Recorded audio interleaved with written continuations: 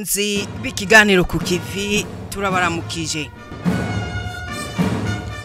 Umukuru w'igihugu cyacu Uburundi n'umutambukanyi wiwe barashitse hano mwa kino kibuga.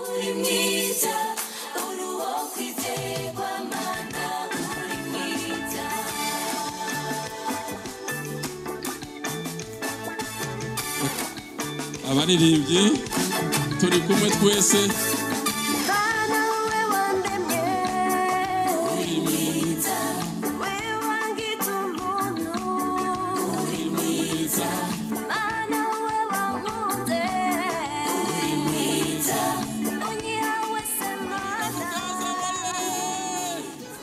Iyo niyo defile yatanguje igikorane c'amasengesho y'imisi 5 mu mpera z'umwaka cyabereye ku kibuga ca ETS Kamenge. Ico gikorane kikaba caritabwe n'abarundi benshi harimwo indongozi nka zose baje gushimira Imana kuvyo yabakoreye ikabikorera n'igihugu muri uyu mwaka warayurangiye w'2021. Vyinshi rero murabikurikirana muri kino kiganiro cuno musi sangwa ikaze.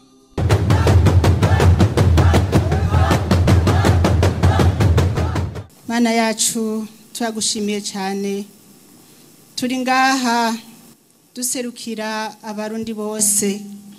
Mana ugira neza, turashima aya mezi tumaze turi mu buntu bwawe, turashima aya mezi tumaze Uburundi buri mu mutekano.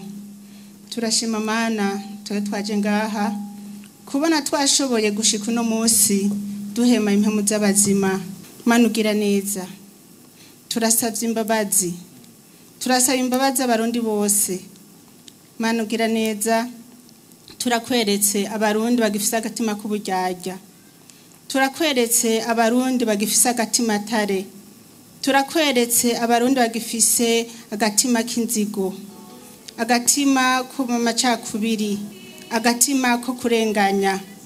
Turasavye imbabazi Mana nzima aho hose batakugororokeye. Rungika Mana nzima mutima mweranda yorosha imitima ikomantaye imbere. Mana nzima yo gutangura kino gikorane, banze ugenderera umwe wese abanze yitahure.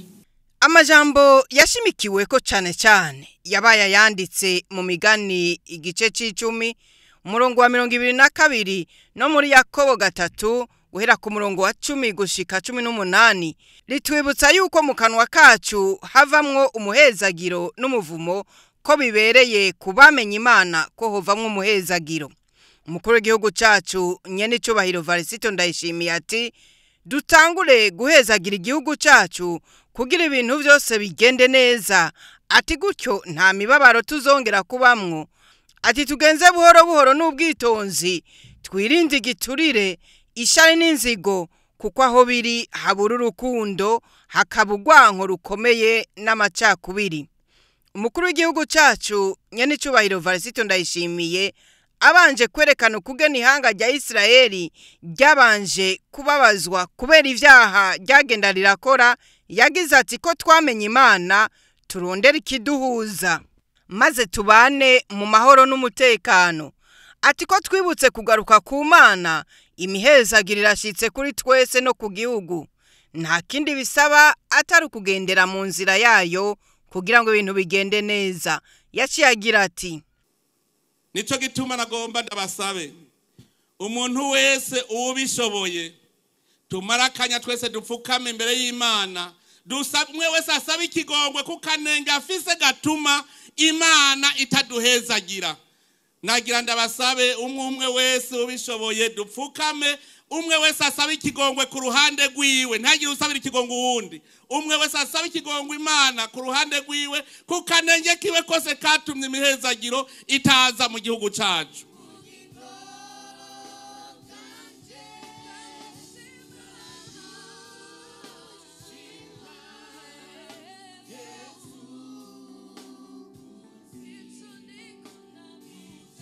Nanje nk'userukira ihanga ndasabiye ikigongwe abarundi bose, abaraha n'abataraha, iyo abarundi bose bari, kugira ngo ivyo twakoze byose bigatuma Uburundi bugira umuvumo, byose Imana ibitubabarire, hanyuma dutangure urugendo rushasha, Uburundi bwacu kiba igihugu gihezagiye, kuko ntaco Imana itaduhaye uwo muvumo, nitwe twawikwegeye. Umukuru w'igihugu cyacu arashima ivyo Imana yakoze ku Burundi. Mwese muravyibuka mu 2015 isi yose yaratwubarayeko gushikaho abantu bose babura iyo baja niyo bava, bose bavuga bati none ibi tuzobivamwo gute, turi muri muntu rinde. Ico gihe twarabuze udutabara, turabura uwo turirayo dutabara, turabura umuvugizi. Inzira zose zirashobora kwiyugara, abantu bose niwagukunda akaguheba agatinya. Jewe ndazi yuko hariho urwaruka rw'igihugu kiraho, umukuru wago yaravuze neza ko Burundi turi mu nzira nziza, arahayagiza ubutwari bw'indongozi z'Uburundi.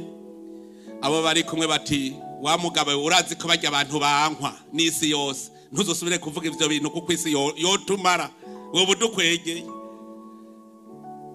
Nuvuga nuwadukunda yarasigaye dukundira mu kinyegero. Ndibuka ibihe biraho twaciyemwo, abantu barima mwijoro, abantu bumvise imodoka ihinze baba birutse. Harabu no munsi ngene twikina amatavu, nkumva ntimana irakomeye. Mu 2015 twarabonye haji Imana mu 2015 yari ishatse kutwereka ikimenyetso ko turi kumwe. Isi yose izobavuma mugaje nzogumaho. Mutima mweranda niwe yakatwibira, muravyibuka indongozi zari zihari. Turabona ko urubanza rwacu twarenganijwe, turenganywa, duca twitura imbere y'Imana tuti tuje kwitwara. Indongozi zose zari zihari, abamenyesha Imana twese turandika ibirego tuja kwitwara muri sentare y'Imana. Ntimuze mwigere mwihebura, ntimuze mwigere mwihebura. Naho bazobanka bakabavuma bakabankiriza abandi, ijuru ryoryo rizoguma ryuguruye. Yarongeye ati uwo mwaka rero wabaye umwaka w'igitangaza gikomeye cyane. Abatuvumye ubu nibo baduhezagira. Muravye urukurikirane uko abatwanka ababa bambere mu kutwanka niko bakurikiranye no mukuza baradukura ko ibihano baduhezagira. Ico se gitangazaga yemwe. Twaburanye imbere y'Imana, Imana iciravuga bakure kuwo muvumo mwabahaye mubahe imihezagiro. Uyu mwaka wabaye umwaka w'igikundiro ku Burundi ku buryo butangaje. Araremesha abarundi ababuza guhahamuka, ati nyabuna nibareme. Uno munsi nza numva abantu bose bavuga ngo biriko bigenda neza, ngo ni sawa. Imana nihabwe icubahiro.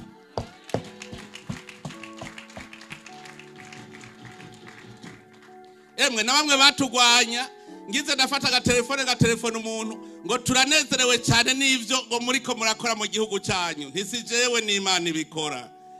Je hari ingufu mfise, hari ubwenge ngira. Ubwenge nkoresha no bw'Imana, ntagira uwumbeshera. Kuko ubwo bwenge bwawe wewe Imana irashobora kubukura iwawe ikabuza ni wanje gaca ndabukoresha. Kandi wigera umenya ko nakoresheje ubwenge bwawe, kubera Imana niyo yabukuye muri wewe ibuza ni wanje, nca ndabukoresha bucagira akamaro igihugu. Waza kumbaza ngo vuga shaho ivyo bintu yabikuye. Nagenda baremeshe rero, Imana iri kumwe natwe. Imana iri kumwe natwe. Ivyo bintu bibiri vyo nyene birakwiye kugira mumenye ko Imana turi kumwe. Imana iri kumwe natwebwe. Imana ni Emmanuel.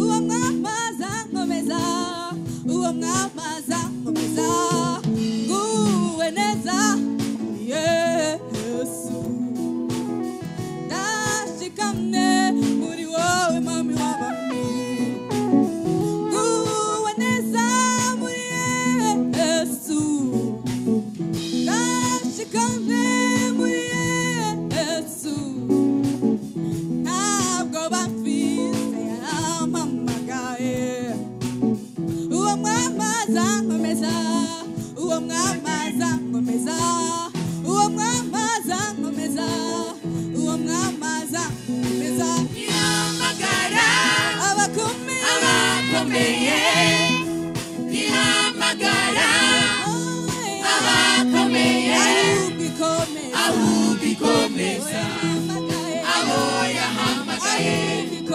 abugikomeza abo yahamagaye ihamagara abakomeye ihamagara abakomeye abugikomeza abo yahamagaye. Mu nyigisho zatanzwe ku munsi wa gatatu, umukuru w'igihugu n'umutambukanyi wiwe n'izindi ndongozi barakurikiranye neza inyigisho zatanzwe na Patiri Dieudonné Nibizi, aho yashimikiye ku butumwa bwiza bwanditswe na Matayo ikigabane cya 6 guhera ku murongo wa 25 kugera ku 33, ahamagarira umukristo wese kwizera Imana no kurondera ukuri n'ubutungane. Izo nyigisho zaranyuze abaraho, zavuga ziti ntimukiganyire ngo tuzogiki canke tuzonywa iki, kuko ivyo vyose abanyamahanga ari byo bitwararika, ariko so mu ijuru arazi ko ivyo vyose mubikena. Ariko mubanze mwitwararike ubwami bw'Imana no kugororoka kwayo, ni ivyo vyose muzovyongerwa. Iryo niryo jambo yashimikiye ko yisunze ijambo ry'ibanze ry'igikorane rivuga ngo umugisha uhoraho uratungisha na inguvu z'umuntu zonyene ntaco zimaze. Nagomba mpere kuri ino nkuru iraza kudufasha mu biza gukwirikira. Habaye umugabo yakunda kuduga imisozi na bwa buhinga bw'abaduga imisozi, araduga hejuru cyane agenda atera imigozi aduga atera imigozi aduga, ashitse hariya hejuru cyane imigozi kanyerera mu ntoki, agomba gukoroka. Yaraba inyuma abona ni kure cyane, aragira ubwoba, arava inyuma imigozi irikiranyerera akagira ubwoba. Hanyuma niko gutabaza atera kamo ati est-ce qu'il y a quelqu'un, ati nta muntu yo bari hafi ngo ntabare. Arabura, imigozi kanyerera, arava inyuma akabona by'ukuri ni yakoroka ntacaza gutora kuko ni kure cyane. Aguma semerera ati nta muntu yo bari hafi ngo ntabare.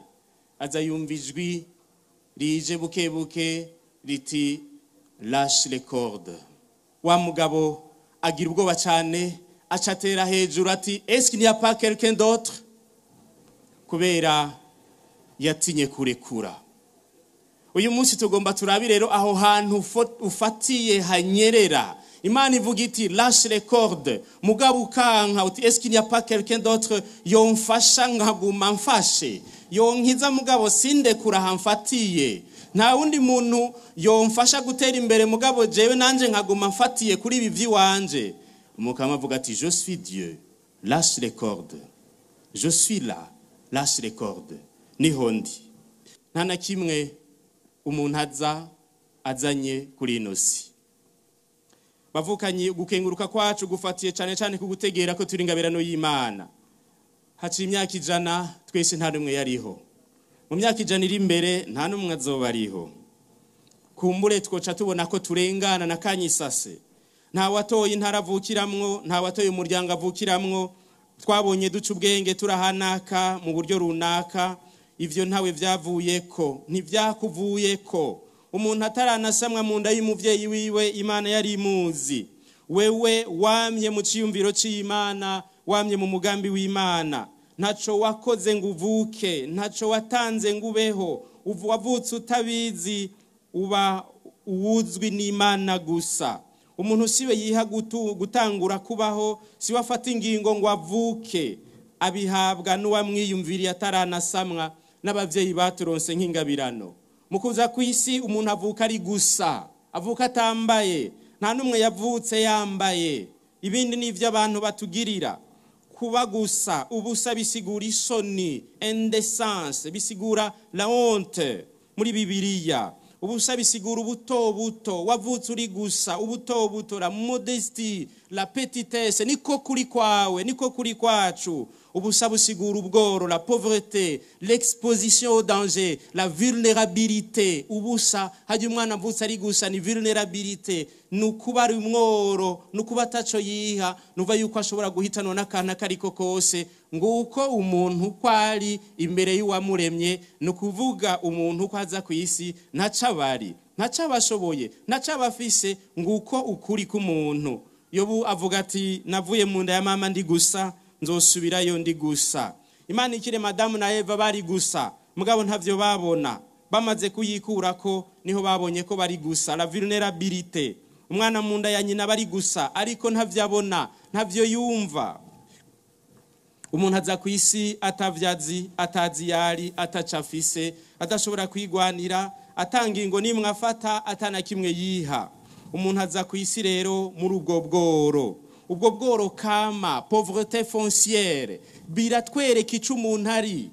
Bitugomba kwimenya twohera ngaho, turi iki, dushoboye iki. Ubworo rusangi, twese duhuriyeko, ukuri k'umuntu twese duhuriyeko imbere y'Imana. Ubworo butuburira ico turi c'ukuri.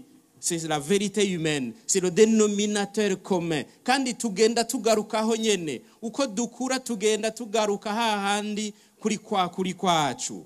Umuntu ntiyiha guhema, ntiyiha kwirirwa, ntiyiha kuramuka. Nico gituma Imana ikwiye kuba Imana mu buzima bwacu. Umuntu ntiyiha umunsi numwe, nta na kimwe akora ngo abutaye ubuzima abwisubize. Umuntu ntabaho kubwiwe, ntafata ingingo yo kubaho. Ibintu canke abantu ntaco bashobora ngo bongerereze umuntu iminsi yo kubaho. Tumeze nk'ishami ry'igiti. Ishami ntiribaho atagiti gihari. Ishami ntirivugika atagiti ririko. Ishami ubwaryo ntiribaho. Ahandi kumavuga être et exister. Umuntu ntashobora kuvuga ngo je suis, kuko umuntu ntabaho, ntariho. Umutoto w'igitoki urisanza, ukiraba ingene ari mwiza, ukigina kubera ushikana amaboko kure, ariko ntubaho utari kuri nyina. Niko abantu bameze, ntubaho utari ku muvyeyi. Amazi atembera mu mutoto ava kuri nyina. Amazi kugira ashike atanga ubuzima muri wa mutoto nuko abavuye kuri nyina. Umuntu muri we mukuri kwiwe naho ava. Nico gituma Yesu avuga ngo ntusimbwe n'umutima, lâche les cordes, nturiho, nije ndaguha kubaho. Hariho imitoto y'amanyama muramaze kubona mu bitoki. Umutoto wibaza ngo urahambaye, iyo bawututuye uri hasi ukaguma wishongora, ugasanga umunsi uraheze utaruma, bavuga uti none sindiho kandi ndi hasi. Ariko bukeye kabiri bawita ngo iki, bawita igihunda. Iyo umutoto utakiri ku gitoki bawita igihunda. Iyo umuntu atagifisha Imana ntitwomwita igihunda, mugabo ni nkuko nyene umuntu adafisha Imana none ubuzima bumushikira gute, yo kwishimira iki, yobaho gute. Lâche les cordes, nije ntanga ubuzima, nije ndiho, nije Mana. Wewe nturiho kuko ntiwokwibeshaho, ntaguhaye kubaho, umeze nk'umutoto ku gitoki, udashobora kugira ubuzima utagumye kuri nyagitoki nyene. Umuntu n'agati gateretswe n'Imana. Yesu avuga ati tutari kumwe ntaco mwo kwishoboza. Ubu turavyumva, tutari kumwe burya ntaco mushobora. Jewe ndi umuzabibu, namwe muri amashami. Ishami ritari ku giti riruma. Une branche n'est pas. Une branche n'est pas. L'homme n'est pas. L'homme existe. Kuko habwa ubuzima n'uwuriho. Celui qui est nous donne d'exister. Uwuriho ni watuma tubaho. Umuntu rero ni iki imbere y'Imana? Naho ishami ry'igiti ryogira ivyamwa igihumbi, naho ryokugamika abantu igihumbi, naho inyoni zose zoza kuryarikamwo, ishami ntiribaho. naho twogira akamaro kangana gute tukakagirira abandi, naho twebwe twokwama ivyamwa vyinshi, siko duca dusubirira Imana, kuko iryo shami ryamye ivyo vyama si ryo ryiha kuvyama, ntiryiha ubuzima ribuze yahandi. Turi ku kagozi gafashwe n'Imana, twenena ku kagozi gafashwe n'Imana mu minwe. Ubuzima bwawe buri ku kagozi bufashwe n'Imana. Ibaza uti mbe ndiki imbere y'Imana, mbe ndinde imbere y'Imana. Aho niho gukenguruka bihera, aho niho umuntu apfukama agatangura gushimira Imana. Yarongeye ati, benshi tumeze nk'abana barwana n'abavyeyi, ngo isahani yanje, ngo impuzu yanje, ngo ikirato canje, ngo intebe yanje. Abo bana murababona muhira, niko benshi tumeze. Ukaza kunigana n'Imana, ngo impuzu yanje sije narenda yikuguriye, ngo isahani ni gwanje sije nayikuguriye, ngo ibimfishe n'ivyi wanje. Nyamara ugaharira n'Imana ngo n'ivyi wawe, kandi ari Imana yabiguhaye. Tumeze nk'abo bana bibibura bwenge. Nta mutoto utata n'umutumba w'igitoki uteyeko, nta wo kwihararaza ngo aje gutata n'Imana riyimuha ubuzima, nta shami risharika n'igiti ryamukako. Ntaco dufise, byose tubihabwa n'Imana. Tureke kuyitirira ivy'Imana yaduhaye, tureke gutata n'Imana tuyima ivyo yaduhaye, tureke guca umwano, tureke kugaya, hanyuma dupfukame dushimira Imana. Ngaho gukenguruka gufatiye aho guhera kuca umuntu hari cukuri. Ivyo ufise wabitijwe n'Imana ngo biringanize neza bigutunge, bitunge n'abandi yiremeye. Ivyo ufise si rwawe ni ivy'Imana, si ivyo wazanye, si ivyo waciye, si ivyo wakoreye, si ivyo wahembwe, si ubwenge, si ubuhinga, si akazi, si ntuguta. Oya, ni ingabirano y'Imana. Erega we nturiho, utariho ntacagira. Nico gituma umunsi umwe uzorenguka akakubaza icegeranyo, rapport financier, bilan général. Kandi rero iciza ngaha nta bintu byo kugira za raporo biziba birimwo, nta bintu byo guraba ingene biharura umuntu abitumbereza neza. Izo bari raporo y'ukuri muzivuganira. Reka ico tukireke. None niba we utariho, niba uhabwa kubaho n'Imana nye n'ubuzima, niba we wataco wiha, niba ataco ufise, niba byose bihabwa n'Imana rutunga boro, niba nutwe wagira ngo urafise uzobazwa ingene wadukoresheje, none wumvura iki imbere y'Imana? Nimba tacuri, nimba utiha ubuzima, nimba nivyo ufise ari bitizanyo, nimba nivyo ufise uzorinda kubisigura ingene nabikoresheje, none bwabo ndi mwumva turi iki imbere y'Imana? Ariko rero naho biruko, benshi bazinduka biruka, bakagenda baraca ku bantu no ku bintu. Hariho abarara baraganya bagasaza mbere hatageze, habanigwa n'ishavu n'inzigo. Hariho bakaboko basatu ntutwanje, abagabo baryo twiwabo n'utwabandi, abarya indya y'umugayo, zamfizi zehebegwa amazi, abarya imfuvye n'abafakazi kandi ntibanahimbe. Bamwe mu kamadoma k'urutoki bagereka akaguru ku kandi ngo mutima wanje ruhukire. Wa muntu aguma yunguruza karimbi, yunguruza karimbi, yunguruza karimbi. Muzobumva bahindura iminzane, badasubiza amahera arenze ko muri bisi ngo wari ubujuju, baherana n'amanyama bakanka kwishura, abama kuburana ibitari gwabo. Uko bena babagwira mu gihugu niko igihugu kiba kigowe. Uko umuntu yiyibagira ko ivyo afise byose ari ntizo, niko igihugu kiba kigowe. Uwo muvuga butumwa ahamagarira abantu bose kwizigira no kwiyegurira Imana mu kwikengurukira imisi yose, gukorana umwete, kuko Imana idahezagira abanebwe, hamwe rero no kurondera ukuri n'ubutungane, kuko kazoza katubakirwa ku karenganyo. Arahimiriza kandi abarundi kudahagarika imitima, kuko kuvyara inyifato mbi zitandukanye n'ubugombe bw'Imana. Nimuhagarika umutima. Ubu buzima bwo ngaha kwisi buragoye, buraruhisha, busaba kurondera, busaba kwirukana ivyo. Murabona abantu buca bagenda ngo utarima ntamira, ngo isamaye ko mu gisagara rarubusa, ariko siko bitevya byiza kudutesha iteka. Igihugu cacu kiri ku rugendo rwo kwiteza imbere kugira abantu baronke ico bafungura kandi bikenure mu vyankenegwa. Benshi barahagarika umutima ukabona ko barya barushe. Yezu Kristo yabwiye abiwati ntimuhagarike umutima, raba inyoni ingene zibereyeho, raba amashugwe mu ishamba, mwebwe ndabakunda, reka guhagarika umutima, n'imishatsi yanyu ndayizi igitigiri, tekana, kora akazi utekanye, Yezu arakubona, Mukama arakubona, nimusimbwe n'umutima, reka guhagarika umutima, ntaco mwiha, nije ndababeshejeho, nije ndabatunze, hâtez-vous lentement, iruka buke buke. Abahagaritse umutima ubasanga mu bakuru, ubasanga no mu bato, ubasanga no bantu bato bato cyane. Abatekanye bafise Imana ubasanga mu bakuru, ukabasanga mu bo hagati, n'ahariya hasi cyane hari abantu bifitiye amahoro kubera batunze Imana, bafise Imana. Hari abantu bibagira yuko umuntu arondera ko aguma agomba kuronka. Bavuga mu Gifaransa ngo plus on pêche, plus on pêche. Plus on prie, plus on prie. Plus on a, plus on veut avoir. Ako gatima ko kuronka ibintu kagenda karakuru ko umuntu abironka. Iyo umuntu atabaye umuntu ngo ahagarare yibaze arondera insiguro y'ubuzima bwiwe, aguma yiruka arondera, akaguma arondera, akazosaza arondera, ataratangura kubaho.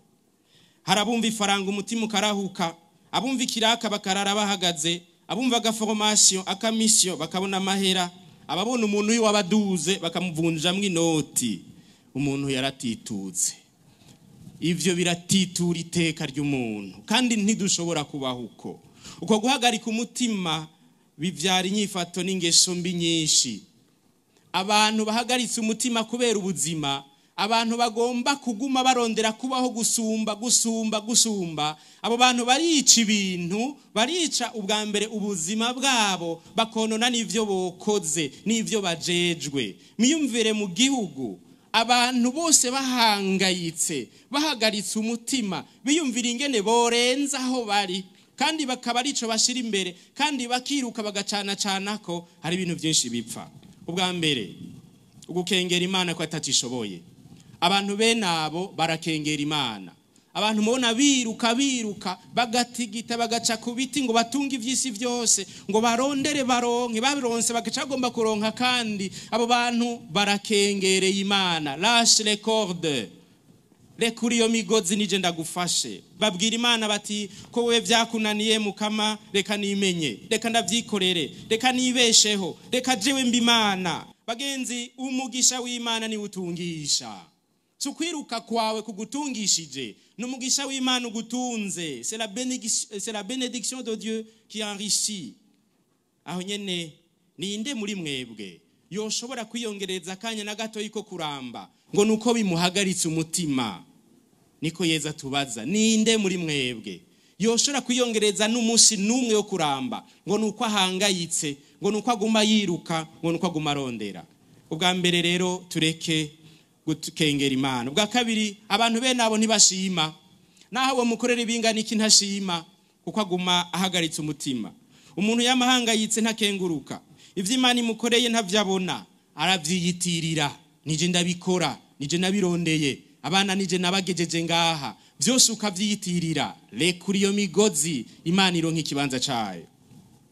Ngo narirutse, naragerageje, naratetse umutwe, narashizemwe umutahe, none umuntu nk'uwo yokenguruka ryari? Yokenguruka gute? Yokengurukira nde? Kandi avuga ngo niwe yavyirondereye.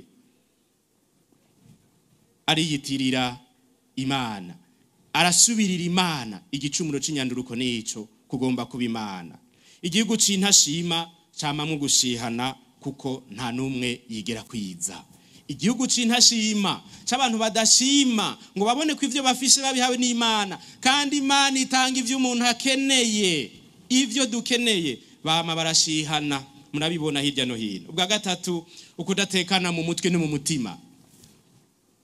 Umuntu afishe umutima mu mutwe, umuntu yama ariko ariruka, abura uburagamo mu buzima bwiwe. Abantu baba bahangayikijwe no kubaho neza gusumba uko bari, nta mahoro bagira mu buzima bwabo, mu ngo zabo, mu kazi kabo, kuko ntibabaho. Babaho batambikije muri binabiriya, bafatikina kiriya, baja mu materiye atatu. Ari abahinga maze kumva baja mu materiye atatu ku munsi umwe. Murana ama formation zitatu hose akazishobora, kandi agatahana senteze ya deja intelligent atereza itatu zose umutima wabo ntuba munda uba ahari amahera aho ibintu biri abo bantu ntibabaho kandi basaza kare akanya ko kubaho bakamara bahangayitse nta mahoro bigira baronka kandi niba mu gihugu dufise abo bantu benshi bagatima kazahuka bumvise ifaranga intambwe iracari ndende bazobanza bahimbe tubone gutangura gutera imbere bama bareretse aho bokurikina kiriya mu Kirundi bavuga ngo umugabo atari so abagubona agatekera ubona barategera aho ibintu biri mugabo kenshi bagatahuko bagenzi umugisha w'Imana ni butungisha c'est la bénédiction de Dieu qui enrichit ubwa kane ukubesha amanyanga uruyeri inzigo ubusuma umunoho abantu bamana umutima uhagaze barashobora gukoresha uburyo bwose bashoboye kugira ngo bashike kuco barondera bashikira iryo tunga ntimusimbwe n'umutima niko Yezu avuga reka gusimbwa n'umutima ndagufasha ndakuronderera abo bantu barabesha barenganya abandi batwara ivyo baronse niya mpenirisha hiziritse murazi ko vyankiye ataburo vyankana usanga bafise ishari bafise inzigo kandi bikabarya mu mutima agatoki kakama gakubita hagushima ivyo bafise bakagomba kuronka ivyo abandi bafise erega ubwo nukubura ubukirisu ibibanza barabiniganira maze vyose bakavyita gwabo igihugu kikama mu ruhagarara mu mitima y'abantu hari nabandi bibwira bati je ntibindaba je sindimwo mugabo wo habashira ugasanga bameze nk'umwe aburaho yiba akiyita umweranda n'abandi bavuga butumwa barashikirije amajambo y'ihumure ku barundi yabayo bahishuriwe imbere yo gushimangira yuko Imana izogukorera n'ikizogukoresha yaramaze kugitegura. Hari ikintu nabonye Imana kubw'urukundo ikunda umuntu yigusezeraniye umugisha hariho ikirere ikunyegeza kuko ubimenye kare uwocika ivuto. Iyo Imana ikubwiye ngo izogushitsa ku kintu kuva uyo munsi kikubwiye no gushika kuri cyo ubwo bure icyo kirere cyose kihari irakikunyegeza kuko haba hari ibindi bintu bikomeye biba bizokuzibira ngo ntushike aho Imana igomba gushika. Iyo kenshi mu bisanzwe situation imeze neza abantu bagomba kuvyitirirwa bose, ariko iyo bihindukiye hakamera ikigomba nko kugorana abantu bose bahindukirira ku ndongozi bakagomba kuyagiriza ko amakosa arayaye. Hari ijambo rikomeye cyane Mose yabari y'Abisirayeli ati nimwashikayo mukajya mugahaga mukubaka amazu meza meza ntimuze mwigere mwibagira uhoraho Imana yabakuye mu gihugu cya Egiputa. Dukomera amashi Imana yacu bantu b'Imana. Ayo majambo yo ndiko ndayiyumvira aramezagira cyane. Yemwe bene data mubonye Imana iduhezagiye, mubonye Imana ikoze kandi yarabikoze, yaduhaye igihugu ciza. Amina amina. Yaduhaye amahoro mu gihugu cyacu, ariko nagomba ndababarire hamwe niyo mihezagiro y'Imana, hamwe niyo migisha y'Imana biradusaba ngo duce bugufi twame twururuka imbere y'Imana. Kuko yatugiriye neza, yaturindiye mu bugaragwa, atagira amazi atagira n'ibyo kurya, n'ukuri tumushime uwo Mwami arakomeye. Arakomeye kuko yatugiriye neza, yaturindiye mu bugaragwa, atagira amazi atagira n'ibyo kurya, n'ukuri tumushime uwo Mwami arakomeye.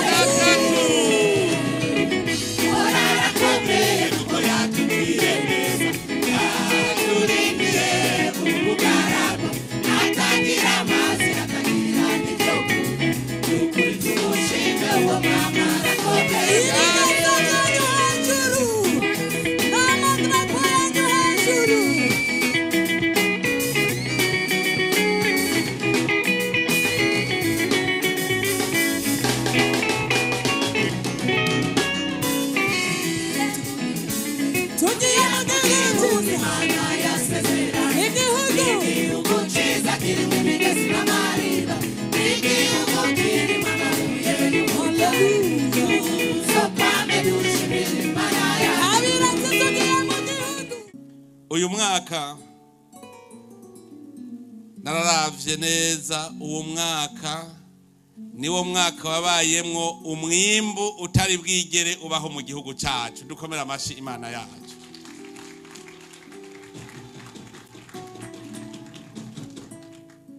Uwo mwimbu ntiwizanye, Imana yabanje kuduha umutima wo gutangura gukora kurima yasi yaduha. Abarundi barijukira kurima. Narazungurutse intara zose ndaba, biranezereza cyane kubona abarundi Imana yaduhaye isi nziza, none ubu twatanguye rero kwikamisha. Ahantu henshi hari inyovu zaragabanutse. Nezerejwe nuko n'ubu bose bariko baratubwira bati umwimbu barawubona mu maso. Abamaze gusarura ibiraya barabizi, kuko ubu bariko barondera iyo bashorera umwimbu, kuko bafise umusesekara. Imana yadukoreye cyane, dusubire tuyiha amashi.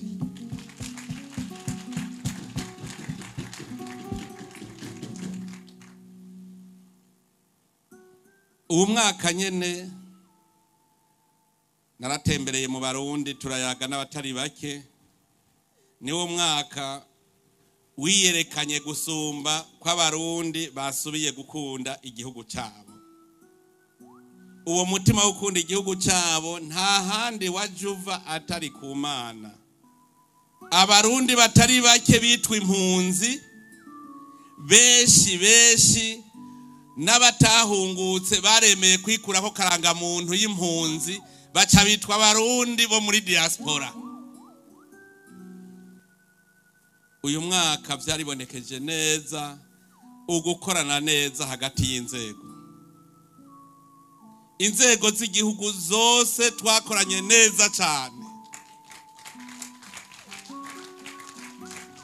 Hariho ingingo nziza inama shikiranganje yafashe, inama nshinga amateka irayakiriye ubwo nyene, inama nkenguza amateka irayakiriye. Mu minsi itarenga 3 tuzatubona ibwirizwa ryasohotse.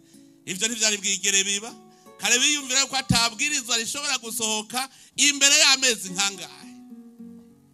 Ico caranyeretse neza ko ubu abari mu nzego bose bafise umutima wo gukora. Nagira nongere nezerezwe n'ibikorwa inama shikiranganje ikora. Nagira nkengurukire umushikiranganje wa mbere. Iyo ataba ariho banararushe none jewe ngenda ku rugamba nabagasigara randabira ibiri inyuma, akangumiriza ikirindiro. Mumukomera amashi cyane. Iko nasenga weme ishimwe ngushima naho nabasha kuvuga ibikubereye naho nabasha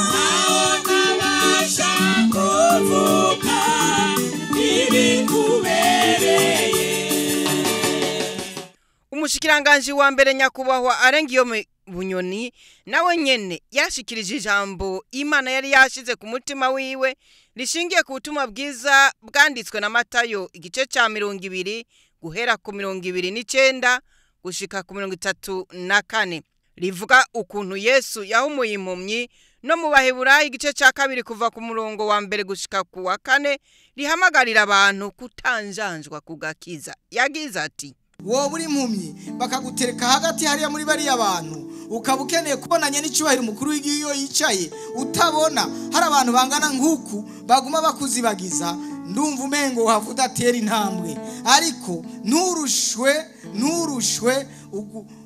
ugukerebuka, nturushwe kwihangana, nturushwe kandi akigoro n'impumyi, kuko Imana iracaguhaye amaso yo kubona iby'isi.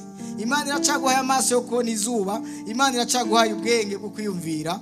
Rero iyo ntambwe ntiyopfa ubusa, kuko uzosanga warigoye kandi warakoze ibitari bike. Dukurikire agakiza kandi ntitukanjanjwe ko. Yarashingiye ntawe ukuntu Imana yamubaye hafi mu muryango no mu mabanga ajejwe. Ashima ko ukuri kwatevye kukamenyekana, atuciye bugufi Imana iramwereka ko bari kumwe. Mu mwaka wa 2016 nakiriye jewe mu biro ndumushikiranganje ajejwe umutekano, nakira uwuserukira Amerika hano mu karere ari kumwe na ambasaderi w'abanyamerika. Arashika mu biro arambwira ngo mwebwe mwase kumva ivyo tubabwira, ngo mukora ivyo tubategetse, ngo mugiye guhona, ngo hera ubutunzi bwanyu buri kumanga, ngo hera mwebwe ntaco mwimariye, ngo mbere mu kwezi kw'icenda ntimuzoronka n'umushahara muhemba abakozi, ngo imfashanyo zose twazugaye, ngo rero ngo nimukunde, ngo mukore ivyo tubabwiye. Nanje ndamubwira nti twebwe ntidushobora gukora ibiri nyuma y'ivyabene gihugu badubwiye gukora, bo duserukira ntidushobora no gukora ibintu biri nyuma y'ibwirizwa shingiro ngo turenganye uyu canke turenganye uriya. Ndamusigurira ndamwereka ati Uburundi ntiburi kumanga, ati kuko Uburundi n'igihugu cifashe, tuzohemba abakozi bacu kandi tuzobungabunga umutekano. Ndamukurira inkoni ku gishitsi. Ico gihe mwemu w'Imana arankomeza amakurinda ntigeze mbona. Ndamubwira ngo mugenzi, ngo nushaka ubwire shobuja twari igihugu cawe azane abasirikare yipfuza baze gutera iki gihugu canke igihugu cyose gishake kidutere. Twebwe turabarundi turenga miliyoni 10, dufise amaboko miliyoni 200 zo kugwanira igihugu cacu. Twebwe tuzohagarara. Yanyishuye amajambo abiri ngo kimwe ndagukundiye, ngo mbwiye ukuri, ngo kandi ivyo uvuze nivyo, ngo mugabo ngo umugwa mukuru wacu si kubibona, ngo umugwa mukuru wacu ubona yuko mwebwe mumeze uko, mumeze nabi, muri abahwera ataco muzovamo mudahinduye ngo mukuru uko. Ati mugabo ibiri ngaha ivyo kurambwira nivyo, ati kubera jewe rero ntashobora kubeshuza databuja, nanye nshigikira ivyo umugwa mukuru w'igihugu canje wambwiye. Ati mugabo uvuga ukuri kandi ntukurya. Bahagurutse ngaho nagiye numva itangazo asohoye Barack Obama ngo bafatiye ingingo ngo umushikiranganje w'umutekano w'igihugu cy'u Burundi ngo bamufatiye ibihano. Naramurungikiye ubutumwa, abajournaliste bamwe ngaha niho bari ndamubwira ati utakugaburira ntakuganza, ati ivyo nibihendu abana nyakubaho, ati ntihoshobora kumpana kandi ataco wantumye, ntunansuzuma ko nta gikorwa wampaye, ntunankata n'umushahara ko ntumpemba. None ko igihugu cy'u Burundi cigenga, none ngaho no musi ukuri kwarahavuye nako kurashika mu bushorishori. Ayi kinyoma cyari cagiye na ascenseur, ukuri kwagiye kuri escalier buke. None ngubu no musi Burundi burahagaze neza mu makungu. Yesu nagahinduka uko yararindi kwa kiri, nagahinduka nagacuko guhinduka namba kamugaragaraho ahora ruwo kwizerwa. Yesu nagahinduka uko yararindi kwa kiri, nagahinduka nagacuko guhinduka namba kamugaragaraho ahora ruwo kwizerwa. Yesu nahinduka. Mu birori byo gusozera iyo misi 5 y'amasengesho, umukuru w'igisagara ca Bujumbura Jimmy Hatungimana yarashimiye umuryango w'umukuru w'igihugu kuba wiyumviriye igisagara arongoye. Tugomba nyene icubero tumugabire inka zifrizone 3 zirepresenta amakomine 3. Nagomba kandi tumugabire impene 13 zerekana ko tufise zone 13. Nagomba kandi tumugabire ibiseke 97 vyerekana ko dufise amakartier 97 agize igisagara ca Bujumbura. umukuru w'igihugu n'icyubahiro Varisito Ndayishimiye yarafashe akanya keza ko gusigura ko gushira Imana imbere bifise aho vyavuye, na cyane cyane ko bigaragara yuko abarundi ataho batandukaniye n'ihanga ry'Abisirayeli. Arashimangira ko iryo ragi yasigiwe na nyakwigendera Petero Nkurunziza rizohanahanwa uko intwaro zizogenda zirakurikirana. Sogokuru yampaye nk'akaganuke, ampa igitabo cy'ijambo ry'Imana. Murazi isanduku y'isezerano abanyisirayeli bagendana ryagenderamwo ibimenyetso vyibutsa urugendo rwose bagiye. Yampereje igitabo ca Bibiliya, acambwira ngo uraza gusoma ibirimwo. Hanyuma rero ndazingurura, icantangaje ni nk'uko yanyegeje. Igitabo ca Bibiliya murabona yuko mu kukizingurura uhera ku rupapuro rwa mbere, nawe ubwo butumwa aca bwandika ku rupapuro rwa nyuma. Mwumve ivyo bintu ivyo ari vyo, arabwiyandikira wenyene, murabubona ni inyandiko yiwe n'amaboko yiwe. Ntibizokwigira bihera kuko murabona ko twaciye tubibika neza kugira ngo nanje uzosubirira zoheza ndabimuhereze, nababihereze uwundi, nababihereze uwundi, gushika ku muhero w'isi n'isezerano ry'Imana. Mwumve ingene ubwo butumwa bwari bwanditse. Ati kuri nyakubahwa Ndayishimiye Evariste n'umuryango wawe wose, amasezerano y'uhoraho yaduhaye twinjira iki gicaniro i Karumeli ya mbere, yarubatse ingoro y'Imana mu muryango iwe hariya Ibuye, ngo muze mwame muyisenga ibihe byose na hose. Hari kwigenekerezo rya 23 Mukakaro 2018. Iryo sezerano acavuga ati usome gusubira mu vyagezwe 28 kuva ku karongo ka mbere gushika ku 14. Be n'ingoma ya kabiri mu gitabo cy'Abakatolika ni ivyabaye Chronique, ingoma ya kabiri 7 kuva ku murongo wa 11 gushika ku 18. Acavuga arasubira arandika igice ca kabiri ati Imana ibahe umugisha, ibahezagire, ibarinde, ibazigame, ibamurikishirize mu nyonga zayo, ibagirire neza, ibarabe ryiza. Amahoro y'Imana abane namwe, izina ry'Imana ribe muri mwebwe. Amen, amen, amen.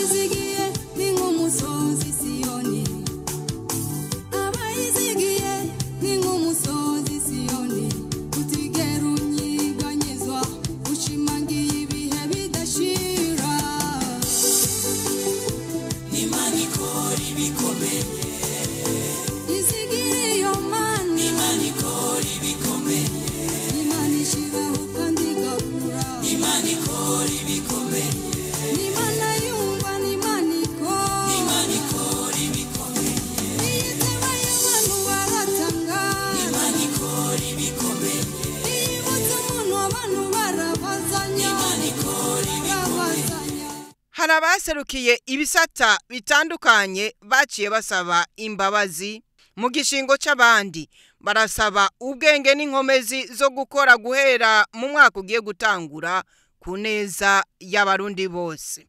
Ayo masengesho akaba yasozerewe n'isengesho ry'umukuru w'igihugu ashigikiwe n'indongozi zose, aho yahezagiye Uburundi, ahezagira ibihugu bibanyi, ahezagira Afrika mbere n'isi yose. Ni wewe waturemye kurema igihugu cyiza, ni wewe utuzigama. Rero kuri uyu munsi turasubiye kwikubita mu nyonga zawe dusaba ikigongwe, kuko kenshi tutagendera mu nzira zawe. Twaracumuye, igihugu cyacu cyiza twagifutanije, ariko ku bwawe nyene twasubirana umutima wo gusubira kucubaka. Imana nzima tawukengurukiye cyane kuri uwo mutima waduhaye kugira dushobore kubaka iki gihugu cyacu. Mana nyene ubushobozi nyene ingabo, ubwiza bwose bukomoka kuri wewe. Utugiriye ikigongwe, utuduha umutima mweranda, agumane natwe atubungabunge. Ko turi abana bawe bwite, Mana nzima nyene urukundo turabishe y'amaso yawe y'ikigongwe kugira ngo uduhezagirire igihugu cyacu hezagire igihugu cyacu kugira kibe igihugu kizwi neza imbere y'amakungu Murundi